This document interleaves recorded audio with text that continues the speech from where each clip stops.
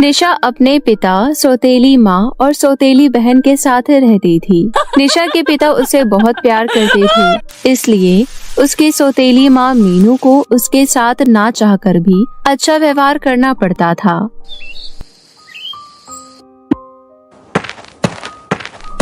मीनू, मुझे अभी बॉस का फोन आया था। मुझे बिजनेस की डील के लिए उन्होंने दुबई जाने को कहा है। अगर ये डील पक्की हो गई तो मेरा प्रमोशन हो जाएगा। ये तो बहुत अच्छी बात है। कब तक निकलना है आपको? आज शाम को ही। तुम मेरा बैग पैक कर दो। मीनू राजीव के जरूरी सामान पैक करने लगती है। शाम हो जाती है और राजीव जाने लगता है। जाते हुए राजीव अपनी दोनों बेटियों से कहता है, तुम दोनों अपना ध्यान रखना। आप कब तक आओगे पापा? मैं जल्दी डील पक्की करके आने की कोशिश करूँगा।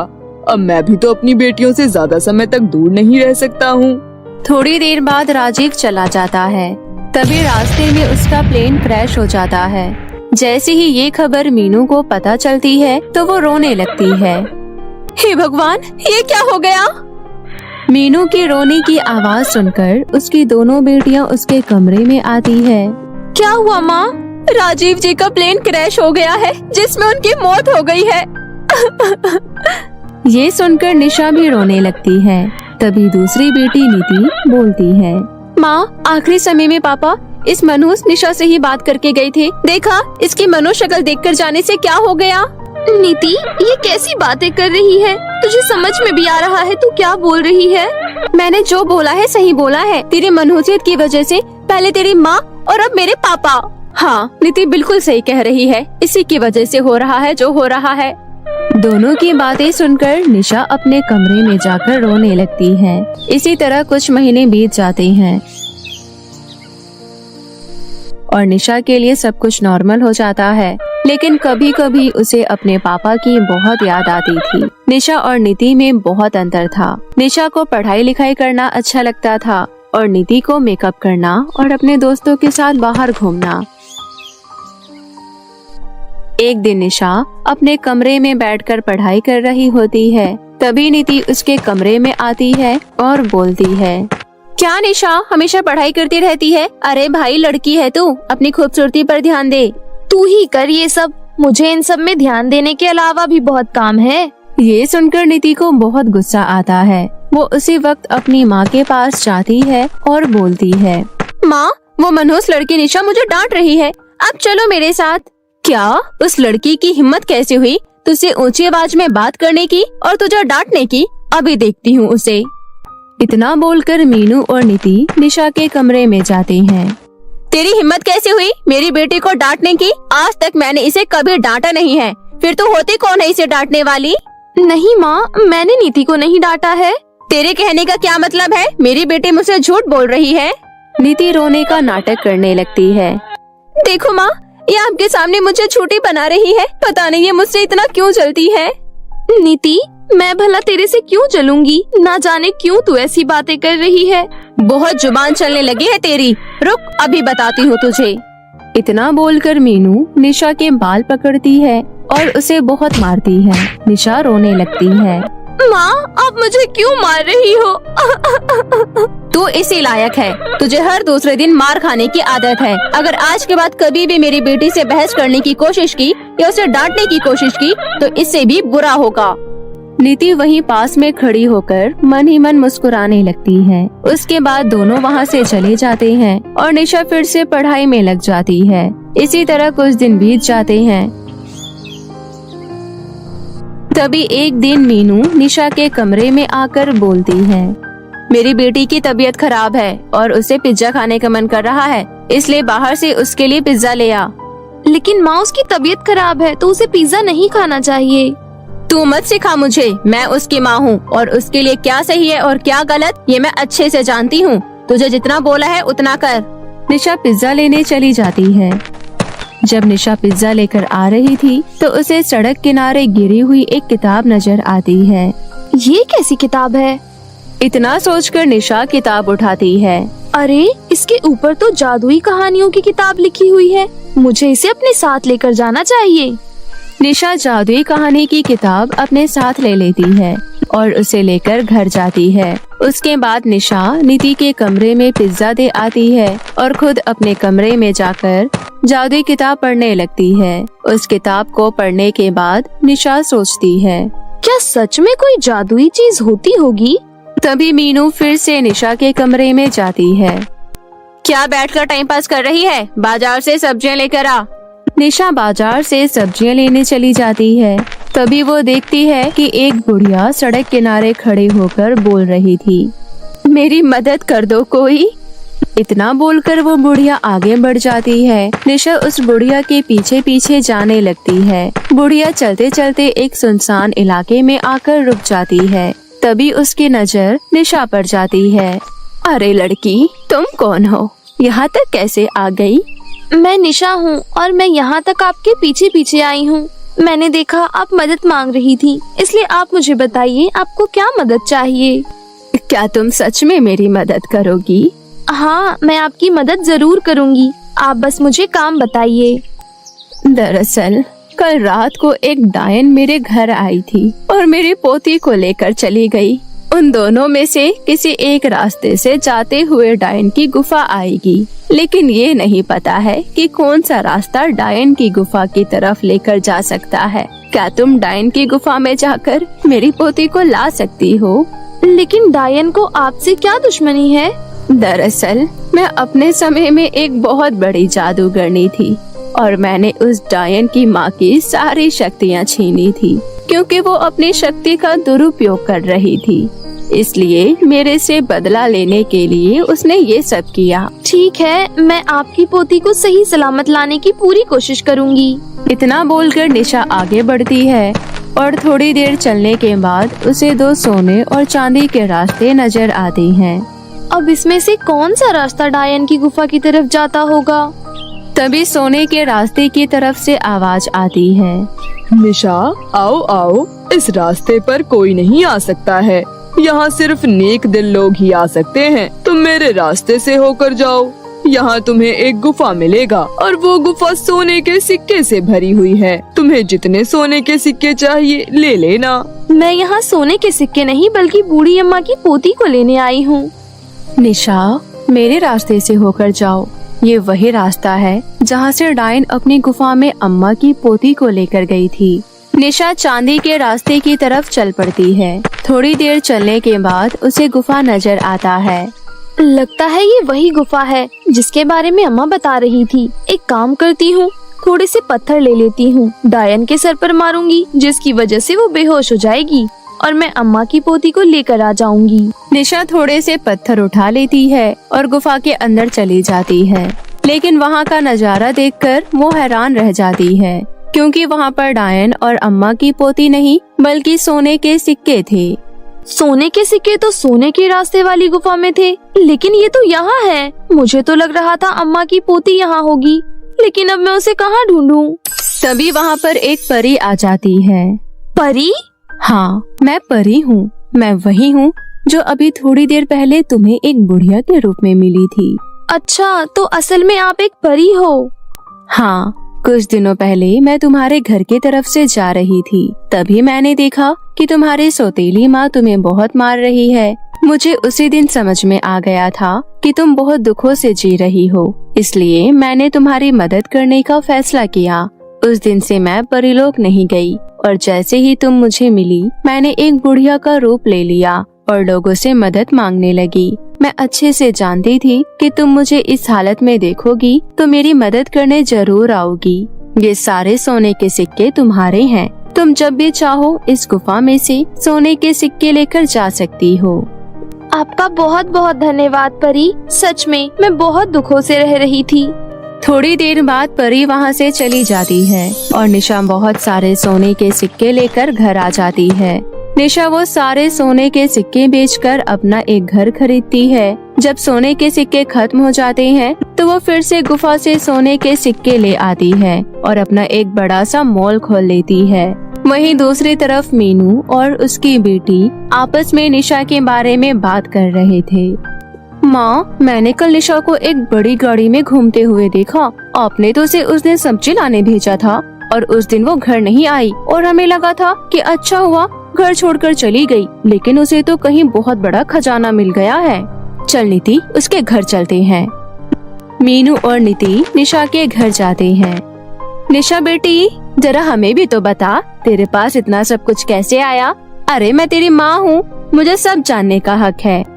अच्छा, जब आप मुझे बेवजह मारती पीटती रहती थी और आपने तो मेरा नाम ही मनहूस रख दिया था, तब आप मेरी माँ नहीं थी। मैं बहुत प्यार से कह रही हूँ, आप दोनों मेरे घर से बाहर निकल जाओ, वरना मैं पुलिस को बुला लूंगी।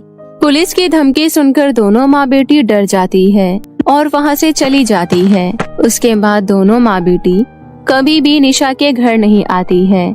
इस तरह सब कुछ ठीक हो जाता है और निशा अपना हंसी खुशी जीवन व्यतीत करने लगती है।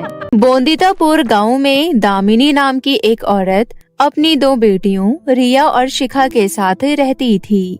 दामिनी गांव के जमींदार सुजीत सिंह के घर मालिन का काम करती थी। दामिनी बहुत ही मन लगाकर उसके बगीचे की देखभाल करती थी, जिस वजह से सुजीत सिंह के बगिया में बहुत ही रंग बिरंगे फूल खिला करते थे, जिसके व्यापार से जमींदार की बहुत ही अच्छी खासी कमाई हो जाया करती थी।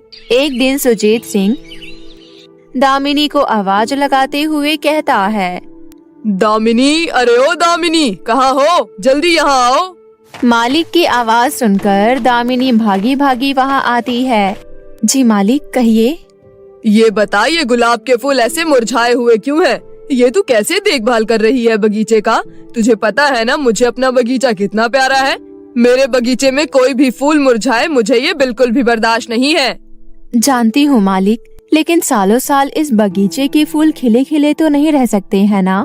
फूलों का खिलना और मुरझाना ये तो प्रकृति का नियम है। ये सब तो भगवान के हाथों में है। जब सब कुछ भगवान के हाथों में ही है तो तू क्या यहाँ मुफ्त में पगार लेगी? चल अब जा यहाँ से, कल से तुझे काम पर आने की कोई जरूरत नहीं है। अरे मालिक, मुझ गरीब पर ऐसा गजब मत करो। मेरे घर पर मेरी 2 बेटियां हैं, वो बड़ी आस लगाकर बैठी होगी कि मुझे पगार मिलेगा तो घर में खाना बनेगा। तुझे एक बार में बात समझ नहीं आती क्या? जा यहाँ से। ठीक है मालिक, मैं चली जाती हूँ, लेकिन आप मुझे आज का मेहनताना तो दे दीजिए। कोई मेहनताना वहनताना नहीं मिलेगा तुझे। चुपचाप जाती है या चौकीदार को बुलाऊं?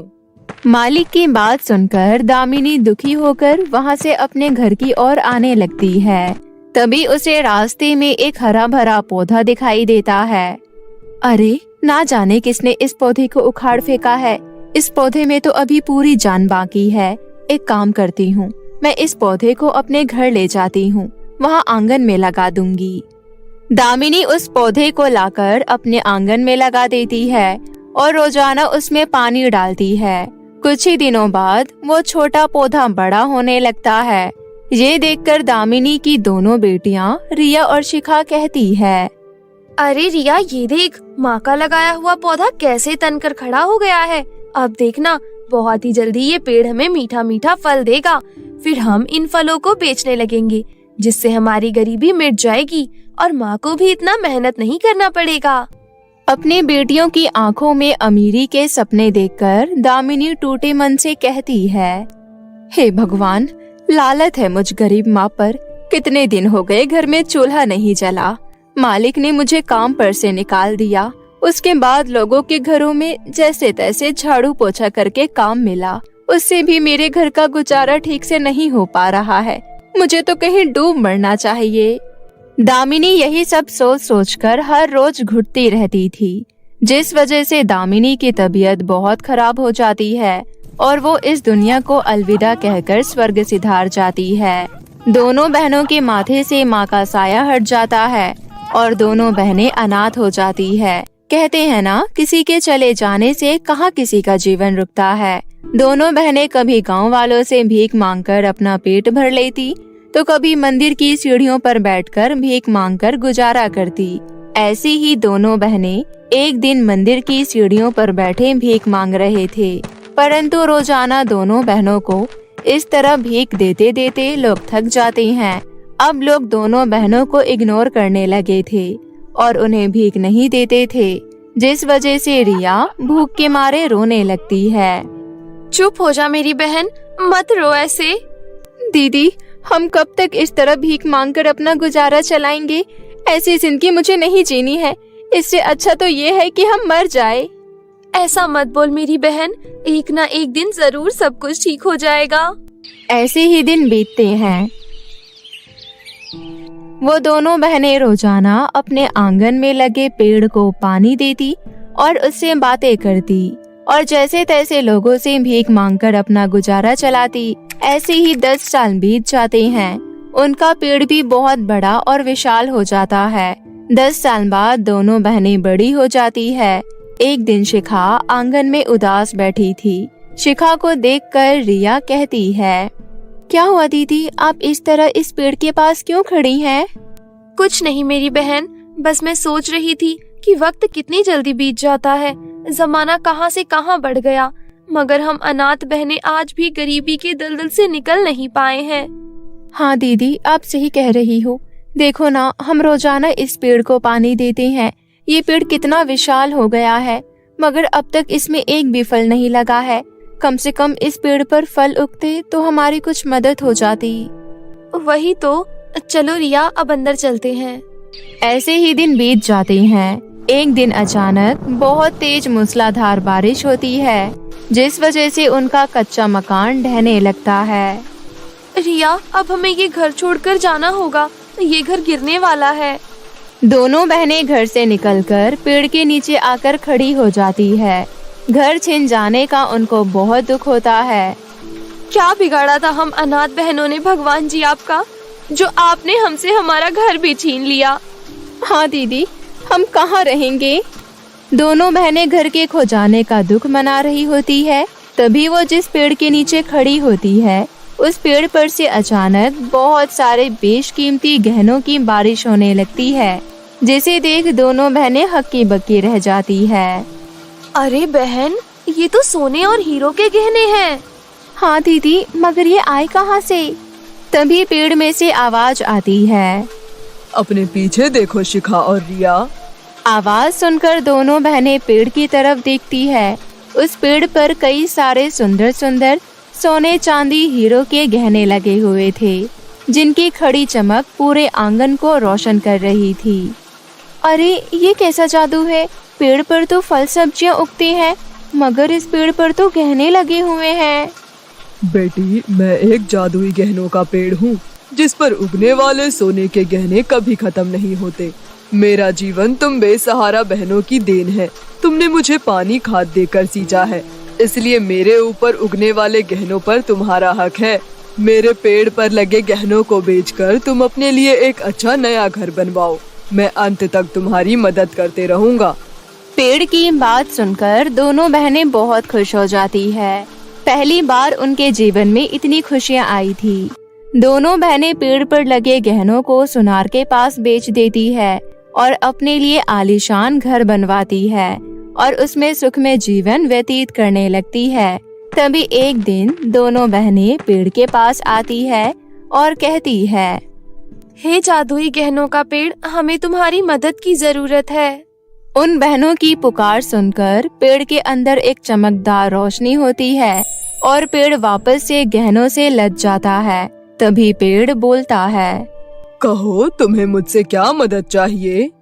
जादुई पेड़, आपसे जो गहने हमें मिले थे वो सारे गहने घर बनवाने में खर्च हो गए, इसलिए अब हम गरीब बहनों को थोड़े और गहनों की जरूरत है। हाँ, क्यों नहीं, तुम चाहो तो मुझ पर उगे सारे गहनों को तोड़ लो। ये सुनकर दोनों बहनें बहुत खुश होती है और उन पेड़ पर से आवश्यकता अनुसार गहनों को तोड़ लेती है। अब जब भी कभी उन अनाथ बहनों को किसी चीज की आवश्यकता पड़ती तो वो पेड़ के पास आकर गहनों को तोड़ लेती। ऐसे ही वक्त के साथ जादुई पेड़ और दोनों बहनों के बीच में गहरी दोस्ती हो जाती है और जल्द ही वो दिन भी आ जाता है जब दोनों बहनों की शादी पक्की हो जाती है। दोनों बहनें अपनी शादी का पहला न्योता जादुई गहनों के पेड़ को देती है। क्या बात है, आज तुम दोनों बहनें बड़ी खुश लग रही हो। खुशी की ही बात है जादुई पेड़, अब हम अनाथ बहनों का घर बसने वाला है। अरे ये तो बहुत खुशी की बात है, बधाई हो। ऐसा बोलकर जादुई पेड़ खुशी से झूम उठता है और अपनी टहनियाँ हिलाकर बहुत सारे गहने नीचे गिराता है। ये लो बेटी, जब तुम दुल्हन के जोड़े में इन गहनों को पहनोगी तो तुम्हारा रूप निखर जाएगा। जाओ, एक नया जीवन तुम्हारी राह देख रहा है। शुक्रिया जादुई पेड़, अगर आज तुम हमारा साथ न देते तो हम गरीब अनाथ बहनों का न जाने क्या होता। इसके बाद दोनों बहनें गहने लेकर घर आ जाती है। ऐसी ही उनकी शादी का दिन आ जाता है। वो दोनों बहनें दुल्हन के जोड़े में उन गहनों को पहनकर बहुत सुंदर लग रही थी। इस तरह दोनों बहनों की शादी हो जाती है और दोनों बहनें अपने ससुराल चली जाती है। और जब भी कभी उन्हें जादुई पेड़ की याद आती तो वो अपने घर आकर उनसे मिल लिया करती और इस प्रकार अपना जीवन खुशी खुशी व्यतीत करती है। अत्याचारी सौतेली बहन। एक शहर में सोनल अपने पिता राम सेवक और अपनी सौतेली माँ बहन के साथ रहा करती थी। उसकी सौतेली बहन का नाम शिवानी और उसकी माँ का नाम उषा था। उसकी सौतेली माँ तो उससे बहुत ज्यादा प्यार करती थी, पर उसकी सौतेली बहन शिवानी हमेशा सोनल पर अत्याचार करती रहती थी। इस वजह से सोनल बहुत ज्यादा दुखी रहती थी, क्योंकि वो अपनी बहन से बहुत ज्यादा प्यार करती थी, पर उसकी बहन उससे बिल्कुल भी प्यार नहीं करती थी। और ये बात उसकी सौतेली माँ उषा भी जानती थी और वो शिवानी को बहुत ज्यादा समझाती थी, पर शिवानी उनकी एक भी बात नहीं मानती थी। एक दिन की बात है, वो दोनों बहनें एक साथ बैठी हुई होती है। तभी वहाँ पर उषा आ जाती है और उषा सोनल से कहती है, अरे सोनल, आज तुम स्कूल नहीं जा रही हो क्या? नहीं माँ, आज स्कूल की छुट्टी है, इसलिए आज स्कूल नहीं जा रही हूँ। आप बताइए, आपको कुछ काम था क्या? नहीं बेटा, मुझे कुछ काम नहीं था, बस ऐसे ही पूछ रही थी। और शिवानी, तुम बताओ, तुमने अपने स्कूल का सारा काम कर लिया क्या? क्योंकि बहुत दिनों से तुम्हारे स्कूल का काम पूरा नहीं हो पाया था। कर लूंगी माँ, इतनी जल्दी क्या है? वैसे भी आज की छुट्टी है, आज मैं स्कूल का सारा काम कर लूंगी। कर लेना बेटा, कहीं ऐसा ना हो कि तुम्हारे स्कूल से शिकायत आ जाए, क्योंकि हर बार तो तुम्हारे स्कूल से शिकायत आती ही रहती है। मुझे पता है माँ, पर आप चिंता मत कीजिए, ऐसा कुछ भी नहीं होगा। इस बार स्कूल से शिकायत नहीं आएगी। ठीक है, अच्छा तुम दोनों यहीं पर बैठो, मैं तुम दोनों के लिए कुछ खाने के लिए ले आती हूँ। और ये कहकर उषा वहाँ से चली जाती है। उसके जाने के बाद सोनल अपनी सौतेली बहन शिवानी से कहती है, शिवानी, तुम्हारा काम पूरा नहीं हुआ है क्या? यदि तुम्हें मेरी हेल्प की जरूरत हो तो बता देना, मैं तुम्हारी मदद कर दूंगी। नहीं, मुझे तुम्हारी मदद की कोई जरूरत नहीं है। वैसे भी मैं अपना पूरा काम कर सकती हूँ। ठीक है, जैसी तुम्हारी इच्छा, पर फिर भी यदि तुम्हें हो तो बता देना, मैं तुम्हारा काम कर दूंगी। तभी वहाँ पर उषा आ जाती है और उन दोनों को खाने के लिए पास्ता लाती है। वो दोनों बड़े मजे से पास्ता खाने लगती है और इसके बाद शिवानी वहाँ से चली जाती है और सोनल अपने स्कूल का काम करने लगती है।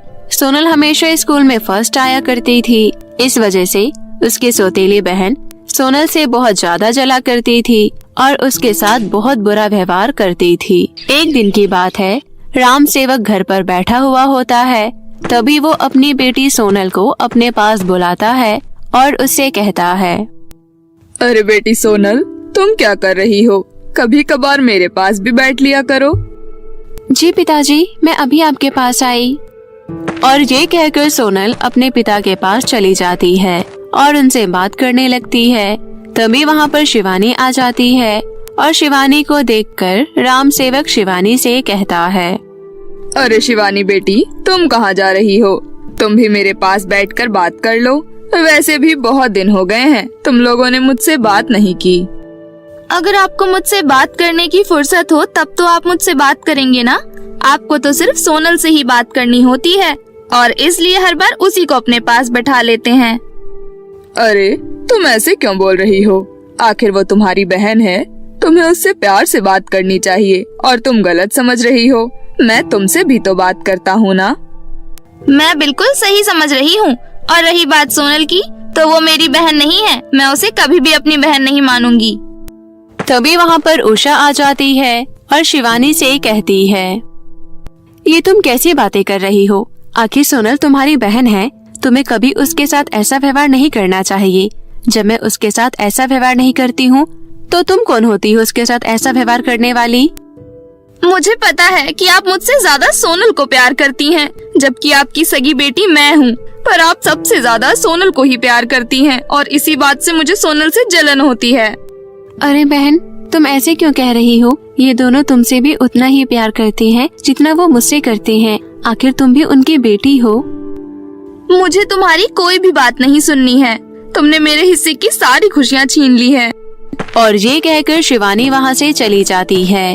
शिवानी के जाने के बाद सोनल बहुत ज्यादा दुखी हो जाती है, पर उषा सोनल से कहती है, बेटा तुम दुखी मत हो, मैं शिवानी को समझाऊंगी, अभी वो नादान है। ठीक है माँ, अच्छा तो अब मैं चलती हूँ। और ये कहकर सोनल भी वहाँ से चली जाती है। धीरे धीरे समय गुजरता है और एक दिन की बात है, सोनल और शिवानी एक साथ बाहर खेल रही होती है।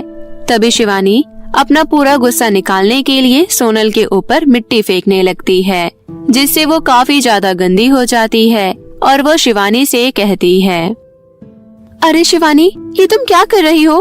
तुम मेरे ऊपर मिट्टी क्यों डाल रही हो? तुम्हें पता नहीं है मेरे सारे कपड़े गंदे हो रहे हैं। हाँ मुझे पता है, इसलिए तो मैं तुम्हारे ऊपर मिट्टी डाल रही हूँ। और अभी मिट्टी के साथ साथ देखो मैं तुम्हारे ऊपर और क्या डालती हूँ। और ये कहकर वो सोनल के ऊपर पानी डाल देती है, जिससे सोनल बुरी तरीके से गंदी हो जाती है और वो रोने लगती है और रोते हुए शिवानी से कहती है, तुम ये सब क्यों कर रही हो? आखिर मैंने तुम्हारा क्या बिगाड़ा है? तुम्हें पता है कि मेरे फेवरेट कपड़े थे, पर फिर भी तुमने इन्हें बेकार कर दिए। हाँ मुझे पता था, इसलिए तो मैंने इन्हें बेकार किया है, क्योंकि तुम मुझसे मेरी सारी चीजें छीन लेती हो। तो आज मैंने भी तुम्हारे फेवरेट कपड़ों को गंदा कर दिया, इससे हिसाब बराबर हो गया। तुम मेरे बारे में ऐसे कैसे सोच सकती हो? मैंने तुम्हारी कौन सी चीज को छीना है? मैं तो तुम्हें हमेशा प्यार करती हूँ, तुमसे हमेशा अपनी सारी चीजें शेयर करती रहती हूँ। आखिर तुम मेरी बहन हो, फिर तुम ऐसा सोच कैसे सकती हो? पर मैं तुम्हें अपना बहन नहीं मानती हूँ और ना ही तुम मेरी सगी हो, तुम मेरी सौतेली बहन हो, समझी तुम?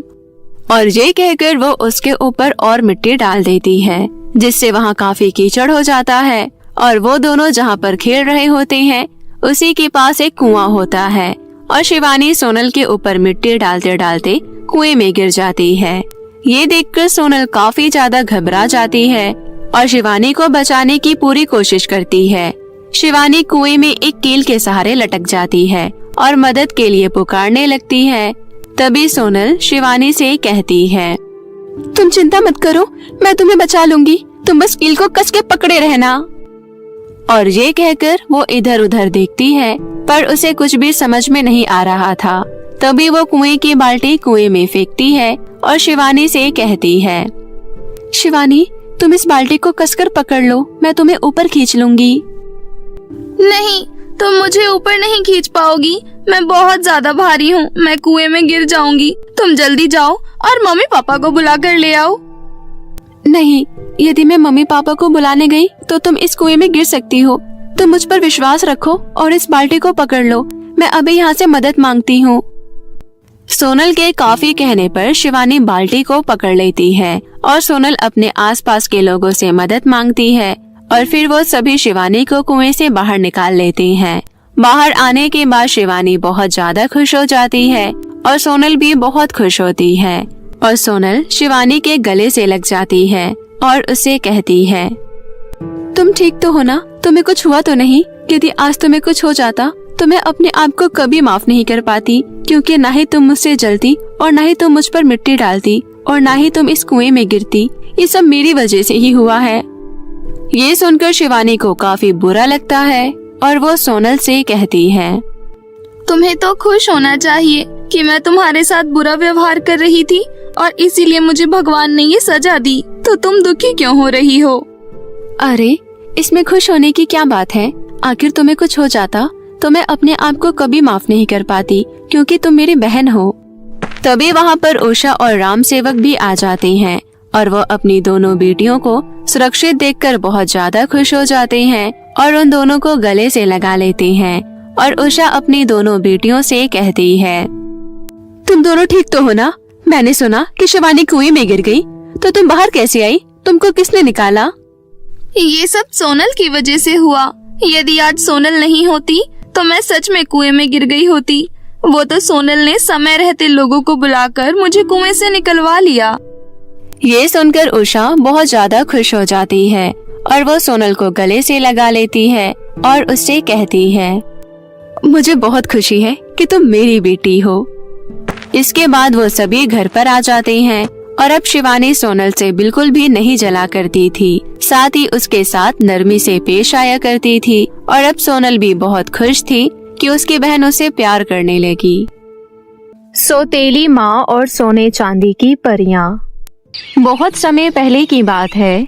जानवी नाम की एक लड़की मादीपुर गांव में अपनी माँ पूजा और पिता रघु के साथ रहती थी। जानवी पढ़ाई में बहुत अच्छी थी और वो क्लास में हमेशा फर्स्ट आती थी। जानवी के माता पिता उसे पढ़ा लिखा कर एक वकील बनाना चाहते थे, इसलिए उन्होंने अपनी सारी जमा पूंजी जानवी की पढ़ाई में लगा दी थी। एक दिन जानवी अपने माता पिता के साथ अपने पिता रघु के ऑफिस पार्टी में गई थी। पार्टी बहुत मजेदार थी। जानवी पार्टी को बहुत एंजॉय कर रही थी। पार्टी खत्म होने के बाद जानवी और उसके माता पिता घर की ओर निकल जाते हैं, लेकिन तभी उनकी कार के सामने एक बड़ा सा ट्रक आ जाता है और उनका एक बहुत ही भयानक एक्सीडेंट हो जाता है। एक्सीडेंट के दौरान मौके पर ही जानवी की माँ पूजा की मृत्यु हो जाती है। आसपास खड़े लोग जल्दी से एम्बुलेंस बुला लेते हैं, जिस वजह से जानवी और उसके पिता बच जाते हैं। हॉस्पिटल में जब जानवी की आंख खुलती है तो वो अपने पिता और डॉक्टर को अपने सामने देखती है। वो उन दोनों से अपनी माँ के बारे में पूछती है। पिताजी, माँ कहाँ है? मुझे माँ से मिलना है। आप कुछ बोलते क्यों नहीं पिताजी? माँ कहाँ है पिताजी? माँ, आप कहाँ है माँ? देखो ना, मुझे कितनी चोट आई है। मुझे दर्द हो रहा है माँ, जल्दी से मेरे पास आ जाओ ना। डॉक्टर जानवी को समझाने की बहुत कोशिश करते हैं, लेकिन वो उनकी एक नहीं सुनती।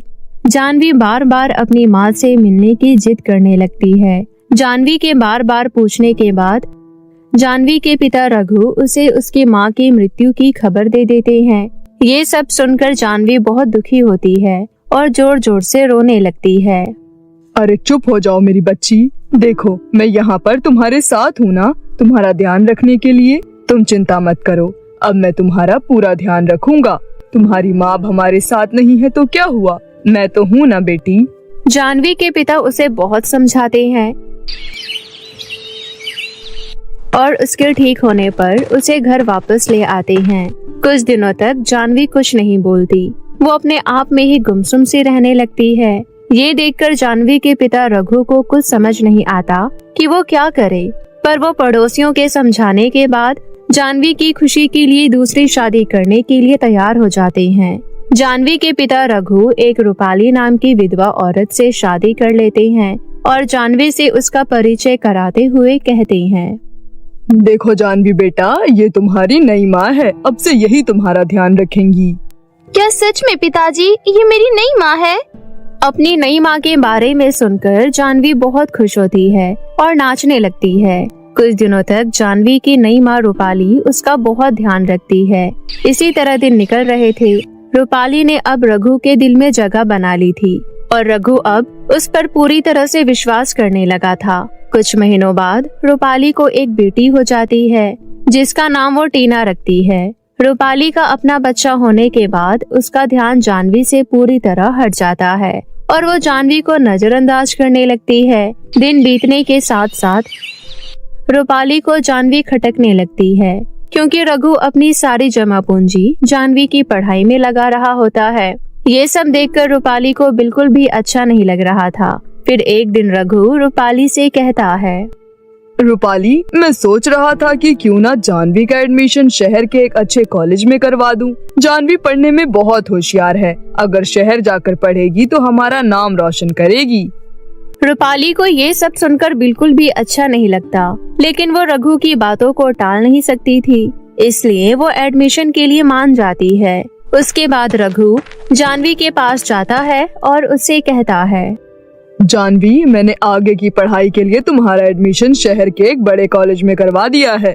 तुम्हें कल शाम को यहाँ से शहर के लिए निकलना होगा, क्योंकि अब तुम शहर जाकर पढ़ोगी, इसलिए तुम्हें नए कपड़ों की जरूरत भी होगी। तो तुम आज अपनी माँ के साथ जाकर बाजार से कुछ नए कपड़े लेकर आ जाना। लेकिन पिताजी, मुझे कपड़ों की कोई जरूरत नहीं है।